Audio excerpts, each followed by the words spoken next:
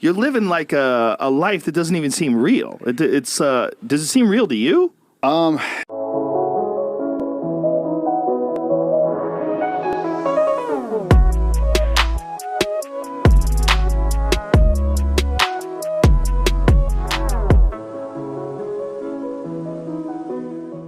new podcast is up and live on our YouTube channel, so don't forget to check it out if you want a little more Riley in your life. What? I don't know. That sounded weird. That did sound weird. The first episode is a little rocky as we're getting used to the podcast format, but it's on Gary Young and the life of Gary Young, so super interesting. Definitely check it out. Fun stuff.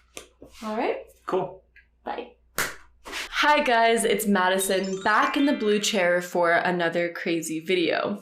Welcome to my little corner on the internet where today we are covering Dan Bilzerian. I keep wanting to say Bilzerian for some reason. Anyone else? And we're talking about how Dan Bilzerian might not be as successful as he makes himself seem, or might be living a lie. But before we get into it, if you enjoy deep dives and like to analyze scams and unethical business practices going on the internet, don't forget to subscribe down below and give this video a thumbs up if you like this video.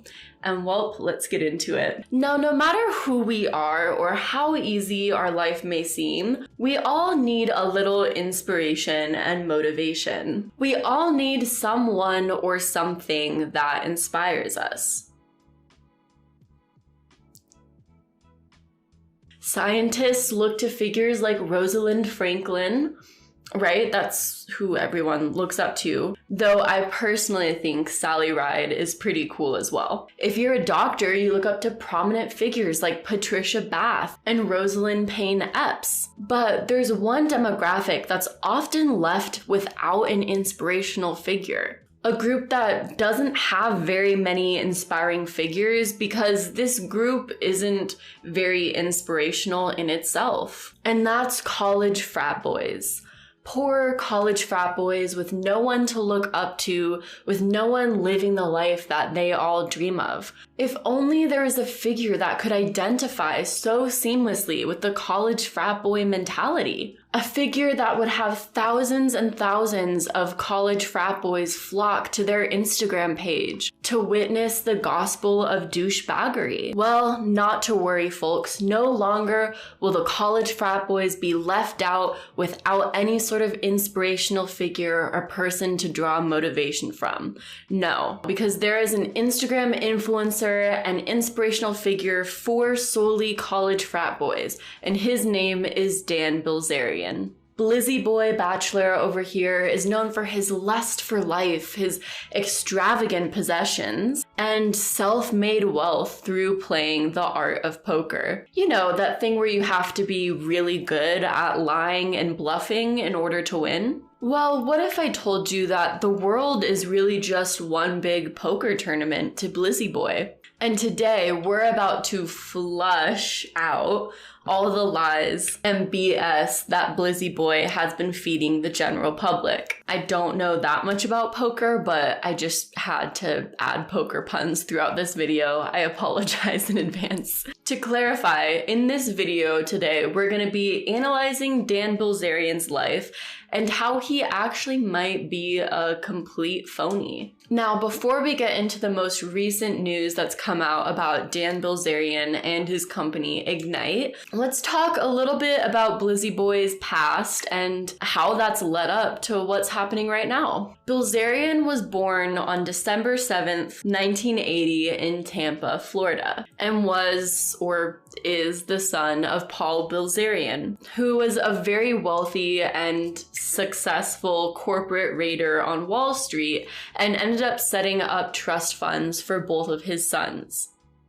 Yes, Dan Bilzerian is a trust fund baby. What a true frat icon. I apologize if you are a frat boy and are offended by my comments, though if you are part of the 0.0001% of frat boys who don't idolize figures like Dan Bilzerian and Jordan Belfort, then obviously this video is not referring to you. So considering Blizzy Boy's claim to fame was his supposed success with poker, What's the deal with that? Let's unfold the story of Bilzerian's poker career. Well, Bilzerian's main public success in poker was competing in the 2008 World Series of Poker main event, where he finished in the super impressive 180th place. In November of 2013, Bilzerian posted an unconfirmed claim that he won $10.8 million in a single night of playing poker. So you won $10.8 million in a night once. You've lost $3.6 million on 3 different occasions. How about the most you've ever won or lost? I think it was like 12.8, but it was over a period of 3 games. And in 2014, he claimed to have won about $50 million in a single year. But he also stated he doesn't play against professionals anymore and instead plays strictly private games, aka there's no way to confirm any of what he's saying. Dan Bilzerian also discussed much of his poker playing on the Joe Rogan podcast, though once again, most of what he said is kind of just his personal account of things and can't really be confirmed. Kind of the craziness, I would say, started in 2012 probably. That's I just distinctly remember because I won like $11 million in a night, and my buddy who I'd just given like $2,000 to made me $1 million off it because he got second in the World Series of Poker. So I had like a $12 million week, so I was like, fuck it, I'm gonna take this dude down to like Puerto Vallarta with a bunch of chicks and we're gonna have fun. Bilzerian, like many other public figures, was thrust further into the public eye mainly through his controversies. So let's talk about those. In 2011, Blizzy Boy was sued by Toby Maguire over debt of honor winnings in a no-contract poker game. I don't 100% know what that means, but that's the tea on that. In 2014, Bilzerian had a tantrum and sued the film Lone Survivor for not featuring him in the film enough. In August of 2014, he was banned from a nightclub for kicking a model in the face. Yes. Yeah. That happened. Then, in December of 2014, again, Bilzerian was sued by the adult actress Janice Griffith when he threw her off a roof into a pool for a photo shoot, but she missed the pool and instead hit the concrete and broke her ankle. I think the weirdest comment about that entire situation was from Hustler, the magazine that they were shooting for, who said that her hitting her ankle was an act of God and not the fault of anyone else. Weird thing for a magazine to say about someone getting injured on set, but okay. So overall, 2014 was just a terrible year for Bilzerian or something. I really don't know what was up in 2014 with him, but it also highlights what type of person he is. So that's the background of Dan Bilzerian, but what is he up to now? You'll usually find Dan Bilzerian over on Instagram living his frat boy dreams, going on lavish vacations surrounded by beautiful women, and promoting his company that he's the founder and CEO of, Ignite. Ignite sells electronic cigarettes, CBD oils, water bottles, and vodka. It seems like Bilzerian is living the ultimate bachelor life, ultra rich and ultra successful. But what if Blizzy Boy isn't as successful as he's making himself seem? What if he's bluffing? In 2019, it came out that Ignite reportedly lost over $50 million in that year. Ignite lost most of this money due to marketing expenses and office rental expenses. Now, it's pretty normal for an emerging company or a brand new company to lose money in its first few years. But to lose $50 million as a brand new company.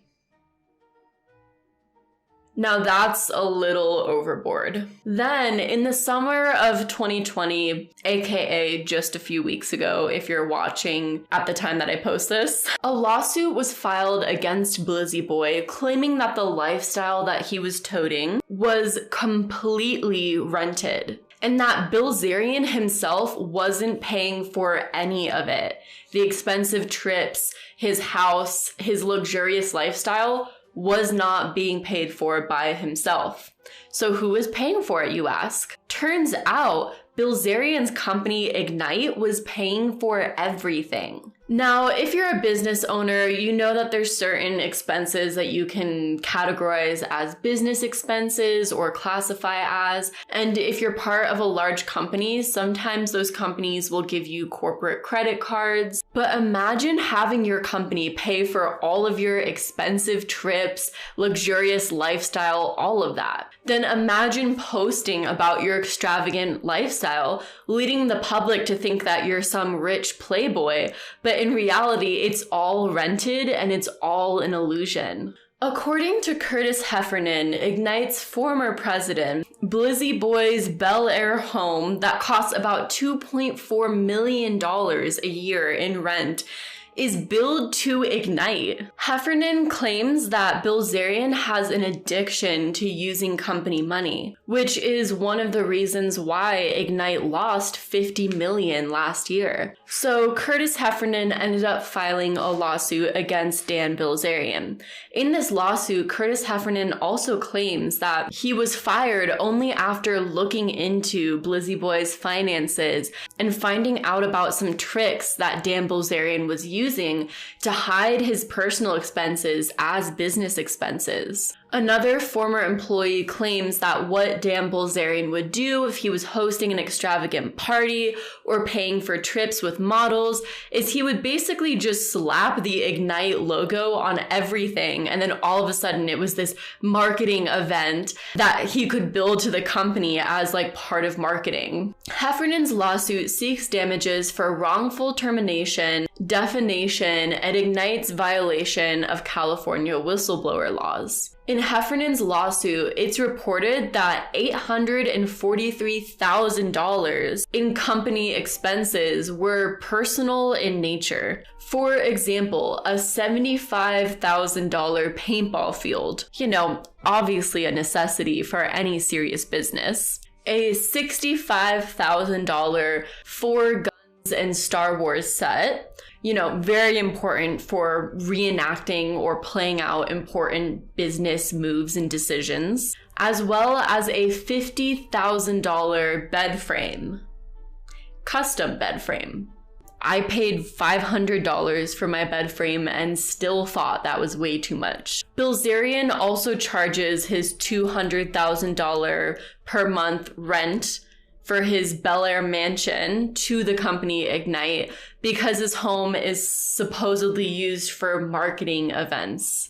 Heffernan tried to get Bilzerian to get rid of the home because it was too costly, but allegedly Bilzerian's response was, "I'm going to be doing some summer pool parties and will utilize the house."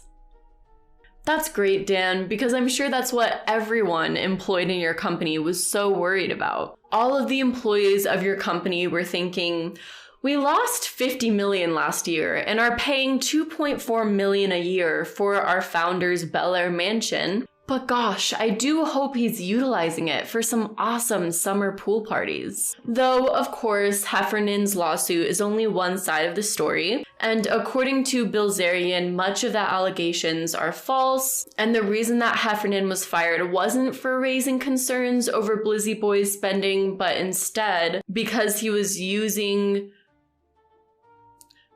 pharmaceuticals during a company meeting. Wow, Bilzerian, you are really running a tight ship over there. Losing $50 million, claiming your company president was using during a company meeting. Personally, I'm always so fascinated with stories like this one, just because so many people idolize this idea of becoming a rich and successful company CEO and look up to figures like Dan Bilzerian, who they think have done that successfully. But then in reality, all these figures that they're looking up to are really just total phonies. The worst part of all of this is that the company itself could be in some really serious trouble, and it doesn't seem like Dan Bilzerian really cares at all. Not only did the company Ignite raise money through selling and issuing shares of its stock, but it also raised money via debt, which means that there's a lot of people who are expecting a return on their investment and are probably very pissed at the company's losses.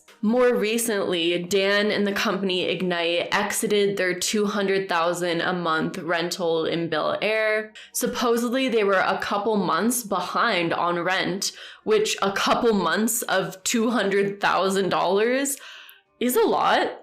And supposedly an even bigger payment was about to be due. So no more summer pool parties for Blizzy Boy. Poor guy. The entire situation of Dan Bilzerian's company being in trouble might be surprising for some, but for those that know the true shady origins of Bilzerian's wealth, it doesn't really come at a surprise. If you remember, in the beginning of this video, I briefly mentioned Dan Bilzerian's father, Paul Bilzerian, who was a corporate raider on Wall Street and set up trust funds for his sons.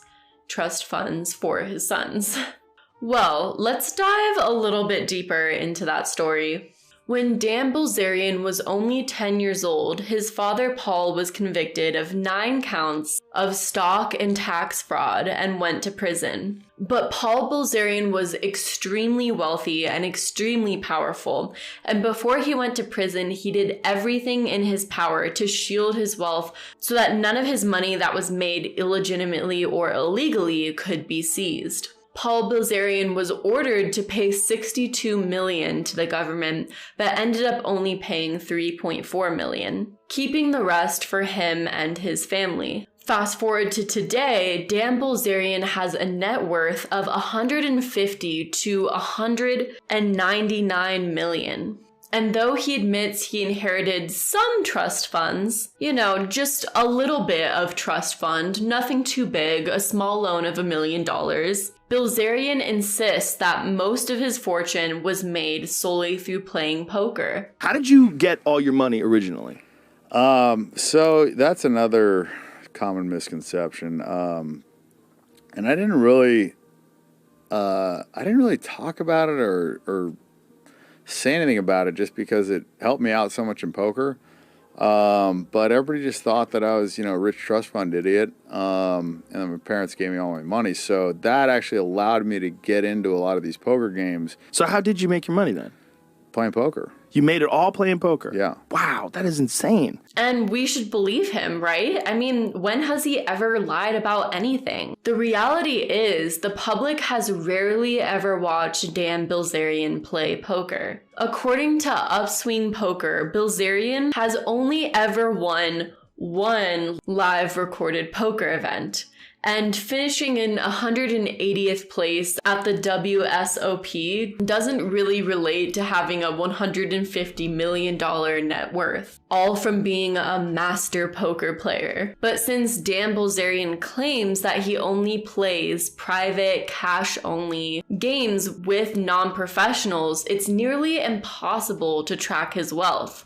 And I have to wonder if that's done intentionally. This is me 100% speculating. If most of his net worth was made through trust funds or illegitimate ways, or is basically illegal money that his father accumulated, wouldn't you want to conceal that or find a way to make it seem like your wealth was not made through your dad doing illegal things, but actually made through your own right, kind of from a legal standpoint, so you can't get in trouble for using your father's money?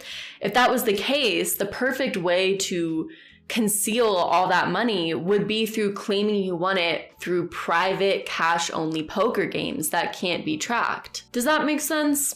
I don't know, just a theory I think about. On top of all of this, former professional poker player Doug Polk made an in-depth YouTube video analyzing Bilzerian's poker skills. Polk ended up determining that Bilzerian doesn't behave like a poker player that's capable of winning on a regular basis. What's up guys, Doug Polk here, and today we're going to be discussing how good is Dan Bilzerian actually at poker. All in all, while Dan did play very aggressive, I wouldn't say that he played all that great. In fact, there was some serious button clicking going on in this match. I think that maybe he could beat some high-stakes, very soft live games, but on the internet, he's a fish in the water. Jonathan Grotenstein, probably said that wrong, another professional poker player, also agreed, stating that Dan is really just using poker as an image that he's trying to portray of himself. Considering all of this evidence, most people believe that while Bilzerian has probably made some money playing poker, the majority of his wealth was probably just inherited from his father. At the end of the day, most of us will probably never know the full story of Bilzerian or even his company Ignite, though I do think the lawsuit will be very interesting in the coming months and what information comes forward. But I think that this entire tale really paints a broader picture and speaks to this false idea of the American dream. We're made to believe that these rich and influential public figures built their wealth on their own, but in reality, only a small fraction really did. But on top of that, when you really pull back the curtain on some of these insanely wealthy individuals, time and time again, you'll find a plethora of shady business dealings, scams and schemes, and unethical business practices that have contributed to the majority of their wealth. It makes you wonder if Blizzy Boy actually has it all figured out and really life is just one giant poker game.